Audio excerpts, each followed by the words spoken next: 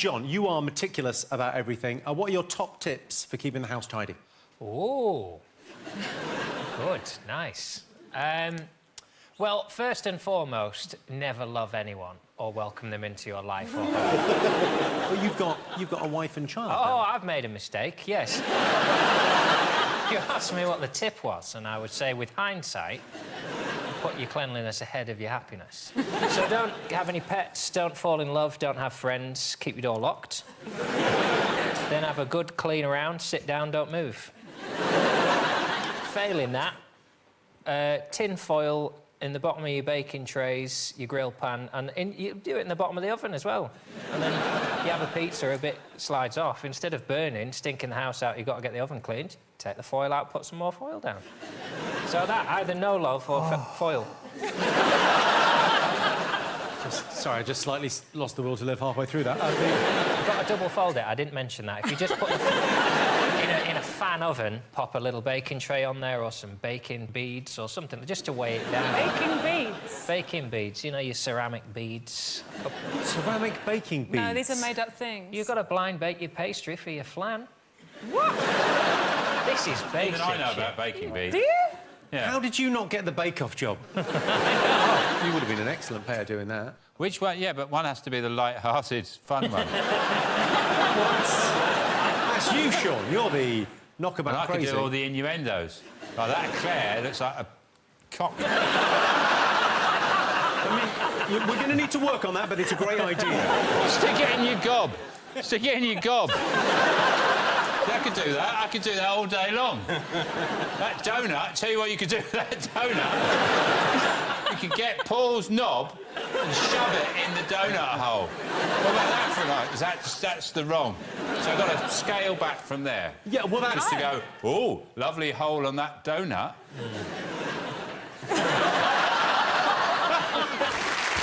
John, have you got a mascot?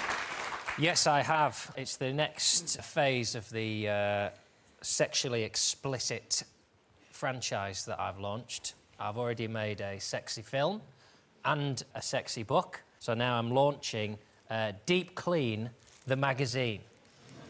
It's a sexy... That is properly from a service station, isn't it? Well, that's exactly the market we're going for. Oh, looks fantastic. People who need to pull over and have a bloody good game of volleyball on their way from one destination to the next. Are we OK to show this on television? Yeah. Woo! Hello there, guy in an apron. So it's £2.50, which I think is quite reasonable. And we have big features each week. So here we have Sopping Wet and Gagging for More. We review the UK's top mops. This is one of our regular correspondents. I polished his helmet till I was sore. Confessions of a Firefighter's Cleaner. And we've got the regular features, so page 3 every week. Pair of soapy jugs. Mop that up real nice. Clean that. This week's big guest feature is an article on golden showers. And then each week, obviously, we've got the classified ads, so you can send in. We've got our own abbreviations. WLTM, would love to mop. GSOH, good suction on Hoover. And Dirty Magazine wouldn't be a dirty magazine without a centrefold, so here's a little something. Look at all them alphabetised DVDs. I won't show it too much, because they'll be going off across the nation. But that's available in all fictional garages up and down the UK. That's Deep Clean magazine, everyone. OK, John, have you got a mascot? Yes, well, it's a chance to plug my latest project. I've written an erotic novel based on my own life. Oh, God. It's called Deep Clean. Do you like to hear some? I mean, I'm a fan of erotic fiction. All down the street, they could hear the screaming coming from the bathroom. Harder, harder, she cried. You'll never shift that lime scale like that.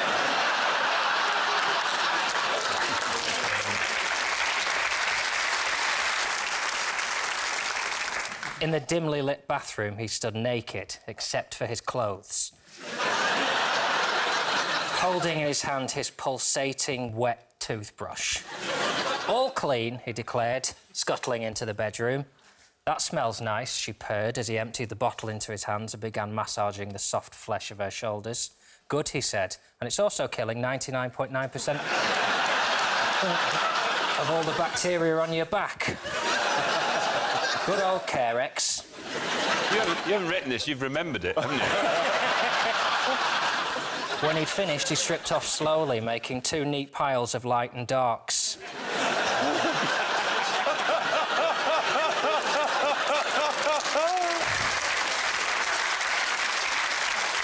Are you going to tie me up, she asked. No, he laughed sarcastically. I'm going to let you wander around the house willy-nilly while I'm trying to do the hoovering.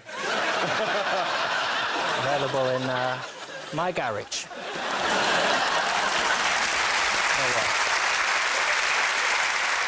Oh, now, John, have you got a mascot? Yes, I have, Jimmy. I've been married a year now. Oh, congratulations. I know. No, but think of her. It occurred to me that I've nailed it. I'm really good at it. So I've released a book to help other people who might not be as good to be around as I am. And it's based on the old adage. My book's called How to Be Jon Richardson in the Parlour, John Richardson in the Kitchen, and a Whore in the Bedroom. Brackets, not really, John Richardson in the bedroom too. And it's a sort of everyday guide on just how to sort of think and behave, really. So there's a lot on tan dryers that you might find in pubs. Pros and cons of the best hand dryers are, of course, if you want to see the fat on your hand ripple. The air blade, of course, which changed it for all of us, but now they get that well in the bottom of dirty water that you don't really want to touch. There's, Although, if you put a bay leaf in it... transforms it into a lovely consommé. There's sort of how to walk down the street guide there, so sort of how many points you would get for standing on each crack here. You've obviously got 3 grids here, so you'd have to make sure if you stood on the first 2, you didn't stand on the 3rd one. Genuinely, is that what you would... walking down that street, that's what you would do? Well, what I would do in this street, Jimmy, and I'm glad you asked... I would use this middle line here. I would just walk down that, and then I know if I can... I mean, it's quite a long stride for me, that. But if I can hit a crack each time, I know when I get to the end, I'm fairly even. At worst, there'll be a crack in or a crack out, but I'll leave it at that. Obviously, it comes with a few... You've got to sort of try and flood the market, haven't you, to get the sales. So I've got a year's supply of condoms, or as I call them, rubber johns. There's an extra supplement as well on how to load the dishwasher.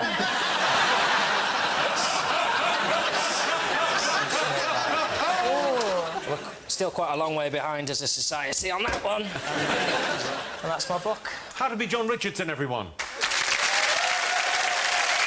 Rod, have you got a mascot?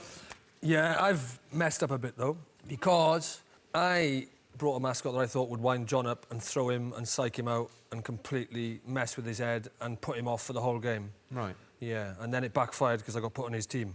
Well, we have to see the mascot. Well, no, we don't. It's part of the show. I know it's part of the show, but fuck it. Come, let's have a look at it. Well, but it's going to mess him up, and he's on my team. Oh, he'll be all right. He'll be Well, fine with this. the one I don't think thing he'll I even know mind. would mess with his head, like, really bad was just a really untidy, disordered cutlery drawer.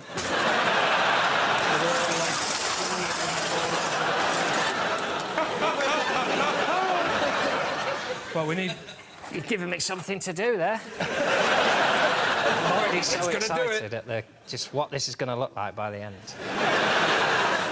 John, when you lived in a flat with Russell, what was the worst thing you ever did to your flatmates?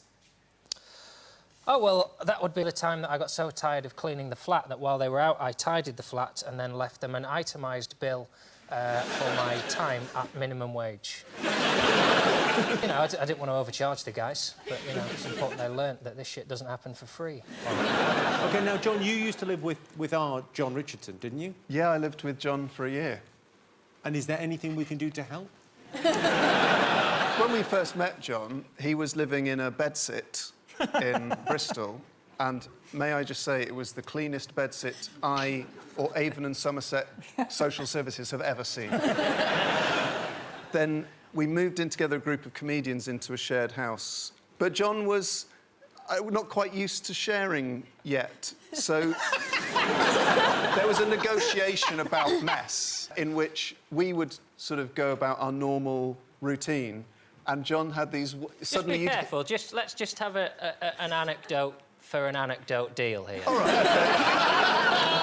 You tell this story, and then Daddy will tell a story. Are you now referring to yourself as Daddy? I have a child. It's now legally accurate. So you'd get these little... Out of nowhere, you'd be doing something, and a little northern passive-aggressive commentary would start up. So you'd be in the kitchen, and suddenly this voice would go, "Oh, right. Is that where we keep the Cocoa Pops now, is it?"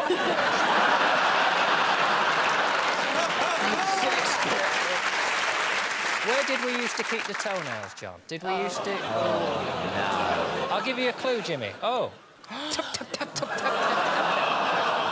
Sorry, where were you putting your toenail clippings? Cutting his toenails into the mugs. Speaking of mugs... Oh. John once, in a fit of pique, was very frustrated with himself and, like a lot of us do, wanted to take that out on a mug. However, what John brought to that was he was so worried about the mess it would make, he wrapped it in a tea towel first.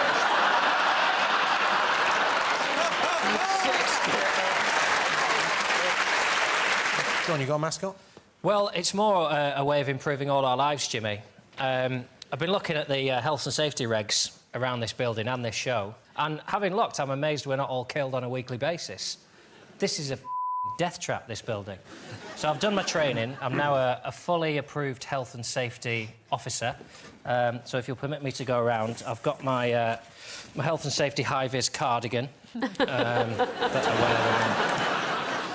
I do mainly old people's homes. These are great, these. I make these myself, and they've cut road deaths in the over 70s by 40%. Oh, my God. You can... I hate to say this, but that really suits you. Thank you. So I've been having a look around. This is the first problem. This is like sitting under a guillotine every week. How sharp that point is. And that swings round onto my head. No, it doesn't come near you. So I had no choice but to provide myself with a hard hat. So that's not a problem anymore. Then I Googled, and this is a true fact, if you have more than 10 or more employees, you are legally obliged to have an accident and incident logbook. And I've never been shown ours. And I know you've got probably 10 or more staff, so I've got one for you as well to just have at the house. Next problem is you, Susie, with that death trap in front of you, the dictionary. We all know how easily a paper cut can happen. So I've got you some oven gloves, if you don't mind wearing those, just at any point where... Okay. That was, who thought I was going to get that on the desk from here? Oh, what a shot. Oh, I feel so masculine. Rachel, you've got quite a lot going on there, so it's good to get some exercise, isn't it? Some safety goggles there, just in case anything sort of falls off or comes near you. Very masculine run, John. I can show you. That's my. Very warm sachet. These things are bloody dangerous, aren't they? You never know. You're having a drink, and then all of a sudden you put your cup down and. Oh! So I got everyone a little sippy cup. Just to make sure, Countdown sippy cup. And then finally, looking at the statistics on how many panel show comedians are killed each year in chair-based falls. Absolutely shocking. None so far. But I'm not going to be the first, so I got myself... Let's count down. Jon Richardson, everyone.